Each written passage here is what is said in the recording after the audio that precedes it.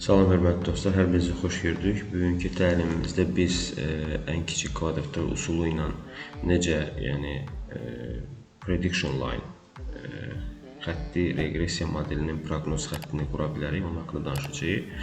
İlk əvvəl keçənki dərsin davamı olaraq onu qeyd edim ki, hər hansı bir belə deyək də, asılı dəyişəni proqnozlaşdırmaq üçün ən belə deyək də, pis proqnoz həmin datanın ədədi ortasının tapılması, riyazi gözləməsinin tapılmasıdır. Əgər sizin əlinizdə bir y dəyişəni varsa, bu y dəyişənin müəyyən komponentləri var, y1, y2, bu formada n sayda yn varsa, siz burada bunun riyazi gözləməsini tapmaqla ən pis proqnozu vermiş oluruq biz. Yəni y orta bərabərdir, hər bir y belə deyək də cəmlənir, belə bu formada bir xətt çəkək. Hər bir y cəmlənir, y1 üstə gəlsin y2, üstə gəlsin bu formada yn bölünür n sayı. Bunun daha təkmil forması bu formatıdır. Yəni cəm işarəsi i bərabərdir 1-dən n-ə qədər, y bölünsün n-ə. Bu formada. Və bunun deməli riyazi gözləməsini ki, məsələn bizim belə bir qrafikimiz var. Bu formada mən çəkməyə çalışıram. Bizim belə bir qrafikimiz var. Bu x-dir ki, x haqqında da danışmırıq, y-dən danışırıq. X-in müəyyən bir göstəriciləri varsa, yəni y1 burada, daha sonra y2 buradadır, y3 buradadır, y4 buradadır, y5 və s. Yəni n sayda y varsa, bunun riyazi gözləməsi, yəni ortadan keçən bu riyazi gözləməsinin ətrafındakı paylanması bunun, yəni buradan bura qədər olan məsafə, ortaya qədər olan məsafədir ki, bu formada götürək. Bura qədər olan məsafə, buradan bura qədər olan məsafə, buradan bura qədər olan məsafələri götürsək hamısını. Bunlar nəyə ifadə edir? Bunun deməli variasiyasını ifadə edir. Variasiya y ifadə edir. Bu variasiya y riyazi gözləmənin ətrafında dəyişim deməkdir. Yəni bunun hesablanması üçün hər bir y-dən onun riyazi gözləməsini çıxırıq. Məsələn, y1 çıxılsın onun riyazi gözləməsi, kvadrat cəmlənir, növbəti üstə gəlsin y2, çıxılsın onun riyazi gözləməsi, eyni riyazi gözləməsi cəmlənir. Bu formada cəmləndikcə n-ə bölünür və bu onun variasiyası tapılır. Yəni variasiya y-in riyazi gözləməsinin ətrafındakı dəyişiklik deməkdir. Lakin bizim modeldə, yəni bu hissəni mən pozmağa çalışacağım indi. Bizim modeldə əgər biz y-i x vasitəsilə proqnozlaşdırmaq istəyiriksə, bu o deməkdir ki, x-in aldığı müəyyən qiymətlər vasitəsilə y-in aldığı qiymətlərin proqnozlaşdırılması deməkdir. Burada çünki bizdə x əsas dəyişəndir, yəni faktordur, y isə asılı dəyişəndir. Deyək ki, məsələn, x-in müəyyən bir qiymətini, y-in bir qiyməti alınıb, deyək ki, məsələn, burada. x2-nin qiymətini, y-in bir qiyməti alınıb, baxın, burada. Deyək ki, məsələn, x3-ə görə bir qiymət alınıb, buradadır o. x4-ə görə burada və s. və ilaxır. Yəni, bunları hamısını qeyd edə bilərik. Və biz bu nöqtələrin arasından keçən, yəni ən uyğun proqnoz xəttini çəkməyə çalışırıq. Bu arasından keçən xətt nə deməkdir? Bu arasından keçən xətt eyni zamanda, baxın, bu y1-dir, bu y2-dir, bu y3-dür və s. Eyni zamanda hamına eyni zamanda yaxın olmasını deməkdir. Yaxın olması deməkdir. Eyni zamanda bütün nöqtələri eyni zamanda ən yaxın deməkdir. Bunu necə tapırıq? Bunu ən kiçik kvadrat üsulundan tapırıq. OLS, yəni ordinary list, yəni ən kiçik list squares, yəni kvadratlar. Bu hardan yaranır? Yəni belə deyək, baxın, buradakı nöqtəni götürsək biz, yəni mən buradan bir mavi rəngdə qeyd edirəm. Buradakı nöqtədən söhbət gedirsə, biraz böyütməyə çalışsaq, buradakı nöqtədən söhbət gedirsə, bu nöqtə bizdə nədir? Y proqnoz nöqtəsidir.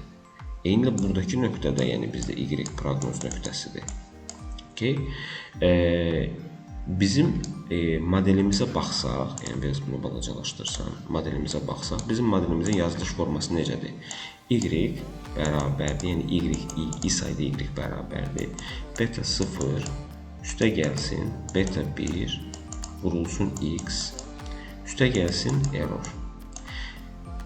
Bura qədər olan hissədən söhbət gedirsə, bax buradan bura qədər olan hissədən söhbət gedirsə, bu özü, yəni bu proqnoz xətti ifadə edir. Yəni bu hissə bizdə proqnoz xətti ifadə edir. Proqnoz xətti, yəni keçən dərsdə dediyimiz kimi, hara qədərdir, yəni hansı hissəni ifadə edir. Yəni gəlin mən buradan bir dəfə də bu xətti keçirməyə çalışım. Ki bizim riyazi gözləməmiz vardı bu formada. Bu bizim riyazi gözləməmizdir. Y ortadan söhbət gedir. Real deməli bu y orta ilə y ki məsələn müəyyən bir göstəricini götürək. Yəni bu hissələri mən biraz indi pozmağa çalışacağam. Bu hissələri pozmağa çalışacağam. Bu hissələri pozmağa çalışacağım.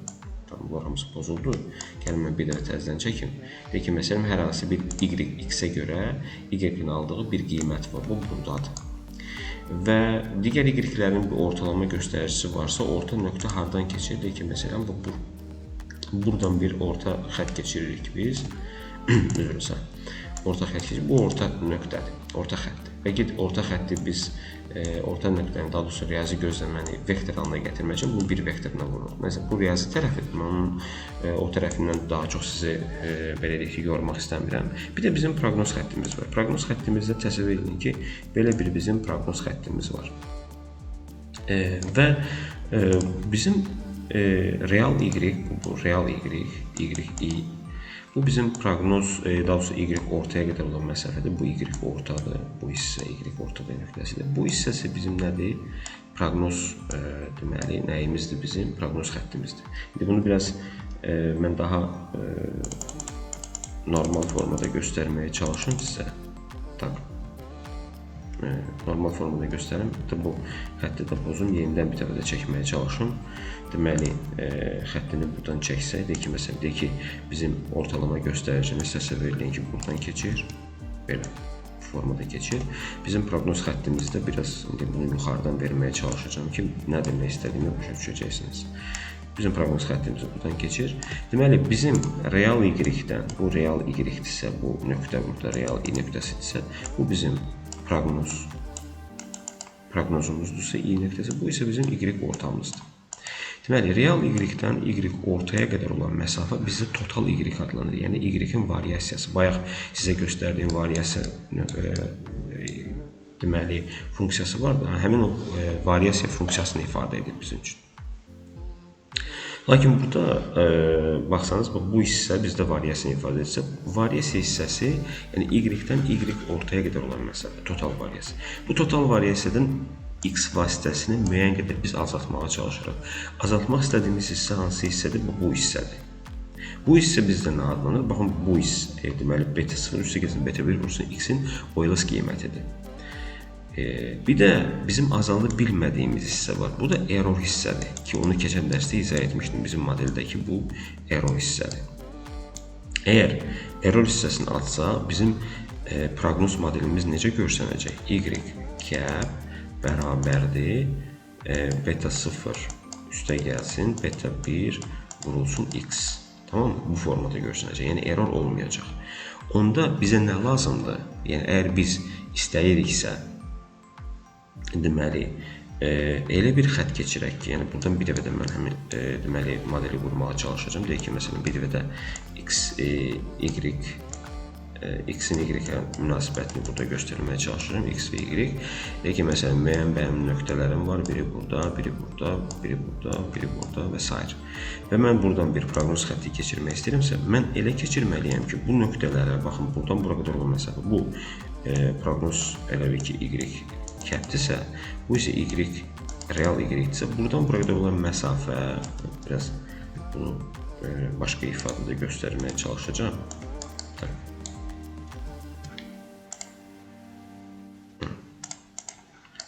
Nəsə etdi buradan. Tamam, yenidən baxaq buna. Yenidən çəkək bunu.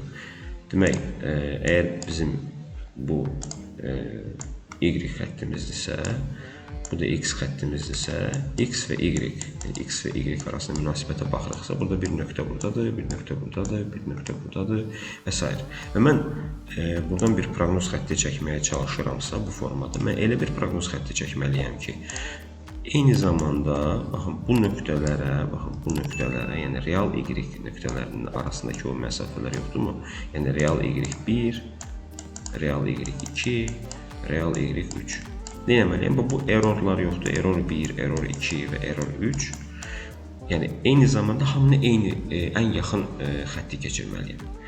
Bu ən yaxın xətti keçirmək üçün nə etməliyəm? Bu errorları minimizə, yəni minimallaşdırmalıyam. Burada yəni error minimallaşdırma. Yəni bizim deməli bu y cap modelimiz necə görsənəcək?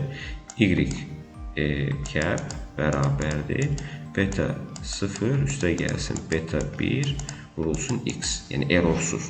Çünki biz deməli error faktorları burada nəzərə alınır. Yəni dərsləri izah etdikcə görəcəksiniz qarşıda. Deməli biz nəyi tapmalıyıq burada? Bunları alt-alta çıxsaq, geri qalan hissə nə qalacaq burada? Yəni y-dən çıxacaq, beta-lar gedəcək, hamısı gedəcək, geri qalan nə qalacaq? Error qalacaq. Yəni bu error hissələr qalacaq. Və bizim üçün vacib olan hissə odur ki, bu errorları minimallaşdırmaq lazımdır. Yəni bunları cəmləyib, cəmini minimallaşdırmaq lazımdır. Lakin bildiyiniz kimi real y-dən əgər aşağıda olan y proqnoza çıxırıqsa, bu müsbət qiymətdir. Lakin buradakı qiymət, bu müsbətdirsə, buradakı qiymət mənfidir, buradakı qiymət mənfidir. Geri qalan məsələn, ola bilər ki, bir nöqtə burada olsun, buradan bura qədər olan məsafə müsbət olsun. Bunlar bir-birinə cəmlənəndə ya 0 ya da ki 0-a yaxın bir qiymət verəcək. Və bu qiymət bizim heç bir işimizə yaramayacaq. Onun üçün minimallaşdırmaq üçün nə edirik? Errorun kvadratlarını minimallaşdırırıq. Errorun kvadratlarını minimallaşdırmaq nə deməkdir? Yəni, baxın, əgər mən error özü nəyi ifadə etdi? Yəni, buradakı göstəricidə error özü nəyi ifadə etdi? Yəni, error bərabərdir, y çıxılsın, y cap, yəni y proqnoz deməkdir. Yəni, y cap, y proqnoz deməkdir. Əgər biz kvadratlarını tapırıqsa, bunların kvadratları bizə lazımdır. Lakin kvadratların cəmlənməsi lazımdırsa, gəlin mən bunu biraz bu formada götürüm, biraz kənara verim. Bunun cəmlənməsi bizə lazımdırsa, hətta bunu biraz elə götürə bilərik biz. Biraz bu tərəfə getirək. Əgər bizə bunun cəmi lazımdırsa, nə edirik? Cəm işarəsini götürürük. I bərabərdir 1-dən n-ə qədər.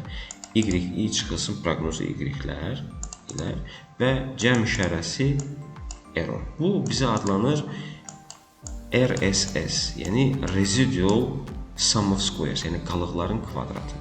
Qalıqların kvadratlarını optimallaşdırmaq üçün, yəni qalıqların kvadratını minimallaşdırmaq üçün biz ən kiçik kvadrat üsulundan istifadə edirik. Yəni gəlin burada bunu bir daha da qeyd etməyə çalışaq. Ən kiçik kvadrat üsulunun, yəni RSS, yəni funksiya, yəni bizim halımızda cəm işarəsi i bərabərdir 1-dən n-ə qədər errorların kvadratdır. Bu da bərabərdir cəm işarəsi i bərabərdir 1-dən n-ə qədər hər bir y çıxılsın y cap'in kvadratlarının minimallaşdırılması üçün nə etmək lazımdır? Deməli, törəməsini almaq lazımdır. Yəni, çünki bizdə burada, əgər biz datadan danışırıqsa, burada x bəllidir. Yəni, x-in qiymətləri bəllidir. Y-in qiymətləri də bəllidir. Bəlli olmayan nədir? Bizim buradakı, yəni beta 0 koefisiyentimiz, interseptimiz. Bir də, baxın, buradakı belə deyək də, slope, yəni slope biz nəyə deyirdik? Yəni bu əyim nöqtəsi, beta 1 koefisiyenti. Biz bunu tapmağa çalışırıq. Bunlar bizim üçün müəmmadır. Bunu tapmaq üçün ən kiçik kvadratlar üsuluna müraciət edirik. Gəlin bu yuxarıdakı funksiyanı bir dəfə də yazaq. RSS, yəni artıq bəllidir bu, bərabərdir. Cəm işarəsi i bərabərdir 1-dən n-ə qədər. Y çıxılsın. Y cap'in, yəni funksiya halı nə formadadır? Bu formadadır. Bunu götürüb bura, yəni y-nin əvəz etməliyik. Y cap'ini əvəz etməliyik. O nə olacaq? Beta 0 üstə gəlsin beta 1 vurulsun x kvadratı. Bunu nə edirik? Minimallaşdırırıq. Bunu minimallaşdırmaq üçün sadə, ən sadə usul, yəni bunun minimallaşdırmasına baxa bilərsiniz. Mən slaydlarda göstərəcəm bir dəfə də onu da. Minimallaşdırma nə formada aparılır? Yəni birinci törəməsini alırsınız, RSS törəmə alırsınız. Nəyə görə? RSS-in beta 0 koeffisiyentinə görə. Yəni buradan yəni bu funksiyanın törəməsini alır, sıfıra bərabərlik və bir də RSS bu funksiyanın törəməsini alır, hissəli törəmə beta 1-ə görə törəməsini alıb sıfıra bərabərlik və bu sistem tənliyi həll edəndən sonra beta 0 OLS və beta 1 OLS qiyməti əldə olunur. Okay? Belə. Real misal üzərindən bunu göstərməyə çalışsaq, mən bunu slaydda göstərməyə çalışacağım.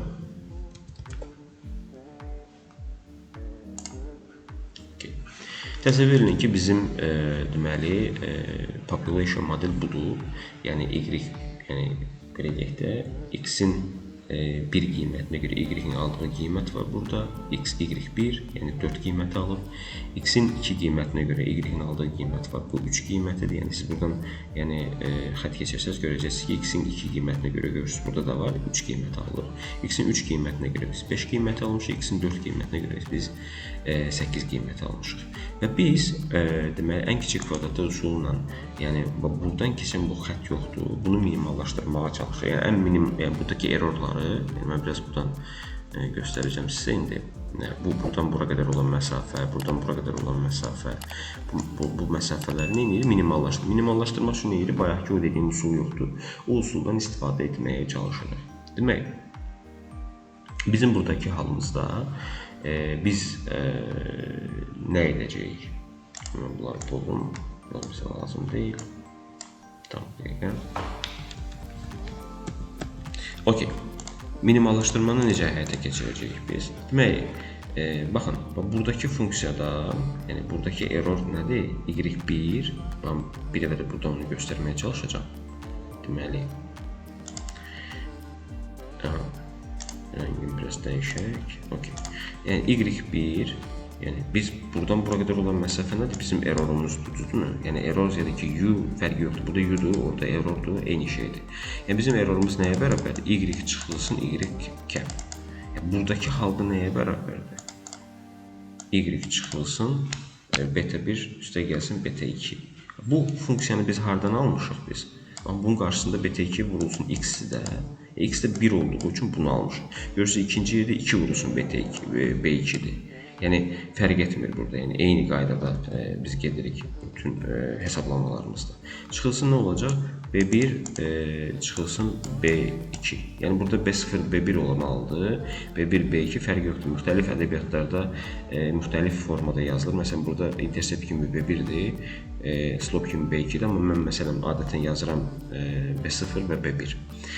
Birinci errorun, yəni birinci errorun qiymətini tapdıq. Növbəti ikinci errorun qiymətini tapdıq. Y2, bu Y1, Y2 çıxılsın, Y orta, daha doğrusu prognoz. Yəni Y2 çıxılsın, artıq ikinci şey hansıdır? Y2'nin qiyməti. B1 çıxılsın, B2 vurulsun 2-də, yəni X-ə vurulsun. Ona görə biz burada 2B2 yazırıq. Və s. bu formada yəni nə edirik və bunları hamısını nə edirik? Cəmləyirik. Gəlin baxaq bunun qaydası ilə necə həyata keçirilmişdir. Deməli, növbəti slaydda baxsanız, deməli hər bir baxın bayaqki qeyd etdiyim kimi, məsələn, birinci Y1 nəyə bərabərdir? Y1-in qiyməti 4-dür. 4 çıxılsın, proqnoz hissə. Geri qalan hissə nə olacaq? Bizdə error hissəsidir. Bu error hissəsi qalır. İkinci error hissə, üçüncü error hissə, dördüncü error hissəsi üst-üstə gəlməklə, daha doğrusu kvadratların üst-üstə gəlməklə biz nəyi alırıq? RSS modeli alırıq. Baxın, bu RSS modelində, baxın, bu hissələri nə etməliyik? Biz minimallaşdırma. Minimallaşdırma etmək üçün hər halda düşünürəm ki, deməli, orta məktəbdən fərqin çoxhədlinin, daha sonra fərqin kvadratlarının, ədədlərin fərqin kvadratları var da, belə 2 ədədin kvadratın fərqi, 3 ədədin kvadratın fərqi. Burada da eyni qaydada, məsələn, buna tətbiq etsək, A çıxılsın, B çıxılsın, C-nin kvadratı nəyə bərabərdir? A-nın kvadratı, üstə gəlsin B-nin kvadratı, üstə gəlsin C-nin kvadratı, çıxılsın 2AB, çıxılsın 2AC, üstə gəlsin 2BC. Yəni bunların qarşısındakı ifadələrə görə bu formada atacaq. Eyni qaydada bunu da biz buradakını da eyni qaydada eləyəcəyik. Biz gəlin slayd üzrə gedək. Deməli, baxın, buradan açdıq 16, üstə gəlsin B1-in kvadratı, üstə gəlsin B2-nin kvadratı, üstə gəlsin 2 vurulsun 4 vurulsun B1, üstə gəlsin 2 vurulsun 4 vurulsun B2, üstə gəlsin 2 vurulsun B1 vurulsun B2. Bu formada. Yəni, o birilərini də açandan sonra və bunu nə edirik biz?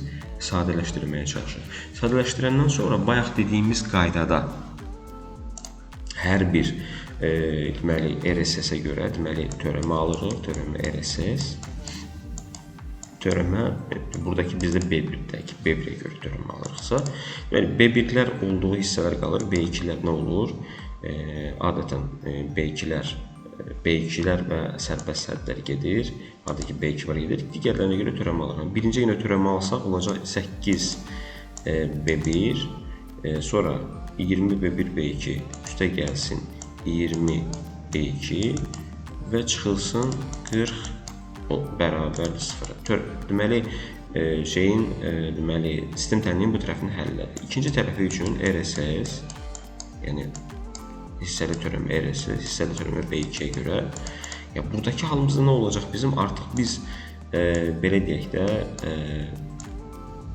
buradakı halımızda biz, deməli, sərbəst hədd yenə gedəcək. Harada B1 varsa, onlar gedəcək. B2-lər qalacaq. Deməli, birinci aldığımız törəməyə görə birinci alırıq. Yəni, B1 alt-alta yazılmaq üçün birinci alırıq 20 B1. B2 görə törəmə aldığımız 20 B1. Üstə gəlsin, burada 30 vurulsun 2 ilə 60, 60 B2, çıxılsın 114. Bərabər 0. 114 bərabər 0. Bu sistem tənliyi həll edəndən sonra B1 və B2-ni tapandan sonra biz koefisiyentləri əldə etmişik. Gəlin bu hissəni mən pozuram. Sistem tənliyi necə əldə olunur burada ona baxaq. Görürsünüz, bayaqki kimi biz həmin sistem tənliyi alırıq. Sonra bu sistem tənliyi sıfıra bərabər edirik, həll etməyə çalışırıq və qiymətləri tapırıq. B1-in qiyməti 1,5, B2-nin qiyməti 1,4. Bu qiymətləri bizim, baxın, bu deməli, ən kiçik kvadratlı üsulunun proqnoz modelində yerinə qoyduqda, yəni y cap bərabərdir, bayaq vardı, beta 1 üstə gəlsin, beta 2 vurulsun x, bu hissədə qoysaq, onda bizim proqnoz modelimiz nə olacaq? Y proqnoz bərabərdir, B1-in qiyməti 1,5, üstə gəlsin 1,4 vurulsun x. Artıq bunun vasitəsində biz istənilən deməli, ədəd üçün biz proqnoz verə bilərik. Məsələn, bizim orada x1, x2, x3, x4 vardı. X5-ə görə, yəni proqnoz versək, x cap bərabərdir, x5-ə görə versək, 5 dəfə 1,4 eləyir, 7 üstə gəlir 1,5 eləyir, 8,5 bu formada. İndi gəlin o qiymətlərin hamısına baxaq ki, burada bu proqnoz necə həyata keçirilir, qarşıya verək. Bu OLS qiymətləridir və bu qiymətləri yerinə qoymaqla biz proqnoz qiymətlərini tapmış oluruq. Əlbəttə ki, real qiymətlərlə proqnoz qiymətləri arasında fərq olacaq və biz bunu yalnız x-ə görə təyin etmişik. Bu qiymətləri alırıq. İndi bizdə burada yalnız 4 qiymət vardır. Bu 4 qiymətə görə biz bu modeli qurmuş olduq. Çoxlu qiymət olsa necə olacaq? Yəni, eyni sayda qiymət olsa necə olacaq? Buradakı halımızda biz yenə də eyni qaydada, yəni errorları biz sadəcə cəmləyəcəyik. Nə qədər error varsa cəmləyəcəyik. Ona görə baxın, yuxarıda necə etmişiksə aşağıda da eyni qaydada davam edəcəyik. Yəni, errorların qiymətlərini yerinə qoymaqla. Yəni, errorun qiyməti nədir? Y çıxılsın, y cap kvadratları. Bunların cəmləyib açandan sonra cəm bir model olacaq bu formada. Cəmlənmiş model olacaq. Bu cəmlənmiş modelə görə nə edəcəyik? RSS-ə görə törəməsini almağa çalışacaq. Hər birinə görə törəməsini almağa çalışacaq. Mən biraz qabağa verim. Buradan törəməsini almağa, məsələn, B1-ə görə törəməsini alsa, interceptə görə törəməsini alsa, burada görürsünüz ki, yuxarıdan da fikir versəniz, deməli, haradakı sərbəst hədd varsa, onlar çıxır. Yəni, məsələn, bu çıxdı, qalmır, məsələn. Birinci nə var burada? 2, baxın, burada B1-ə görə törəmə aldığı üçün 2 gəlir qabağa, 2-yə vurulsun B1, çıxılsın. B2 də gedir, çünki biz B2-yə görə törəmə almırıq. Yəni, B2 bizə lazım deyil, bu hissə də bizə lazım deyil. İkinci, yəni B1-ə görə törəmə alırıqsa, buradakı, yəni -2 vurulsun. B1-ə görə törəmə aldığımız için bu 1-ə dönüşür. Yəni geri qalan hissə qalır, buraya yazılır və bir də buradan 2 vurulsun, B2 vurulsun, cəm işarəsi X. Bu qiymətləri biz əldə edirik. Davamını gətirsək, buradan davamına fikir versək, buradan aldığımız qiymətlər və buradan aldığımız qiymətləri hər tərəfi 2-yə bölürük. Hər tərəfi 2-yə bölündüksə biz B1-in qiymətini tapmaq istəyirik ki, ona görə B1-i keçirir bu tərəfə, yəni mötərizənin sol tərəfinə. Buradan da yəni bir əvəzlənmə aparası olsa, yəni cəm işarəsi Y nəyə bərabərdir? Yəni cəm işarəsi Y bərabərdir. Yəni bunu bir fərqli formada çevirsək, yəni Y-lərin cəmi Y ortaların cəmi kimi götürə bilirik. Bunu da Y ortaların cəmi kimi götürsək, bu özü də elə n vurulsun Y orta deməkdir də. Yəni bu hissə Y orta kimi bunu əvəzləyə bilərik bununla. Eyni burada da eyni əvəzləməni apara bilərik. Yəni X ortanın cəmi kimi, daha doğrusu n sayda X orta kimi əvəzləmə apara bilərik. Bunu buraya yaza bilərik. Bunu yazandan sonra hər tərəfdən n-lər gedir. Yəni bir əvəzləməni bu formada aparsaq, gəlin bir dəfə də bunu göstərin. Əvəzləmə bu formada aparsaq, bunu n vurulsun Y orta, çıxılsın beta2 vurulsun n vurulsun X orta kimi eləsək, buradakı n-lər hamısı gedəcək. Geri qalan aşağıdakı hissə qalacaq. Yəni beta1-in daha sonra slope da interceptin koeffisiyenti bu formada tapılır. Okay, belə. İndi beta1-i tapmaq başa düşdük. Yəni daha sonra intercept, slope-u tapa bilməzsə intercept tapa bilməyəcək. Ona görə yəni ilkin etapda birinci yəni slope tapılır, sonra da intercept tapılır. Gəlin baxaq slope necə alınır. Eyni qaydada yəni biz burada B2-yə görə törəmə alırsa, slope-a görə törəmə alırsa, qayda bu formada gedir. Yəni yenə də həmin funksiyadan biz törəmə alırıq. Hər tərəf birinci 2-yə bölünür buradan və həmçinin burada 2-yə bölünəndən sonra baxın buradakı hissələrdə bəzi əvəzləmələr var. Baxın burada B1-in qiymətini yəni buradakı funksiyadan götürüb yerinə qoyuruq. Yerinə qoyandan sonra biraz açıqlama eləyəndən sonra, yəni funksiyanı açandan sonra, bayaq sizə göstərdiyim kimi açandan sonra bəzi əvəzləmələr edirik. Burada yəni Y orta vurulsun, N vurulsun X orta, beta2 vurulsun X orta vurulsun, N vurulsun X orta. Bunlar əvəzləmə edəndən sonra biraz dəyişiklik edəndən sonra burada B2-ni bir mötərizə xaricini çıxarırıq. Geri qalan hissəni bu tərəfə gətiririk. Bu hissə fikir versəniz bizdə nədir? Bu hissə bizdə kovaryasiya hissəsidir. Birazdan onu izah edəcəm həm də. Ya da ki, növbəti dərsimizdə. Bu hissələri əvəzləmə eləyəndən sonra beta2-in koeffisiyentinin qiymətini tapmış oluruq. Əsas qalda yuxarıdakı hissəyə baxsanız, bu hissə nədir? Yəni, kovaryasiya XY bölünsün nəyə? Variasiya X-ə. Deyəcəksiniz, yaxşı, burada bölünsün n-ə yoxdur axı. N çıxılsın 1-ə bölünməlidir. Burada da n çıxılsın 1-ə bölünməlidir. Bunlar bir-birini yedikləri üçün, yəni bir-birindən əvəzləmə getdiyi üçün geri qalan hissə qalır. Yəni əgər siz o hissədə yəni biraz yəni ağlınız o hissədə qaldısa, yəni bunun əvəzləməsi bu formadadır. Demək belə. Və bu yəni əvəzləmədə yuxarıdakı əvəzləməni necə biz o hissəyə gəlib çıxmışıq, onu da buradakı bir izah şəklində verilmiş olundu. Demək, beta1, daha sonra intercept və slope-un yəni koeffisiyentin tapılması bu formada həyata keçirilir. Yəni beta1 OLS qiyməti, beta2 OLS qiyməti nə formada tapılır? Biz bu dərsimizdə izah etməyə çalışdıq. İnşallah ki, növbəti dərsimizdə biz həmçinin də matrislər usulu vasitəsilə biz bayaq bu dərsimiz biraz çox çəkdi, 28 dəqiqə çəkdi, yoxdur. Növbəti dərsimizdə biz deməli, ən kiçik kvadrat usulunun paralel bir başqa, yəni matris usulu vasitəsilə biz necə optimallaşdırma, daha doğrusu belə deyək də, proqnoz xəttini tapırıq. Onu da mən sizə göstərəcəm Excel-də. Həmçində Evius platformasında da, Evius deməli, proqram təminatında sizə onu göstərəcəm ki, necə deməli, OLS qiymətləri alınır və onların izahlarını biz həyata keçirəcəyik. Bugünkü dərsimiz bu qədər. Hər birinizi təşəkkür edirəm. Növbəti dərsdə görüşərik. Çox sağ olun.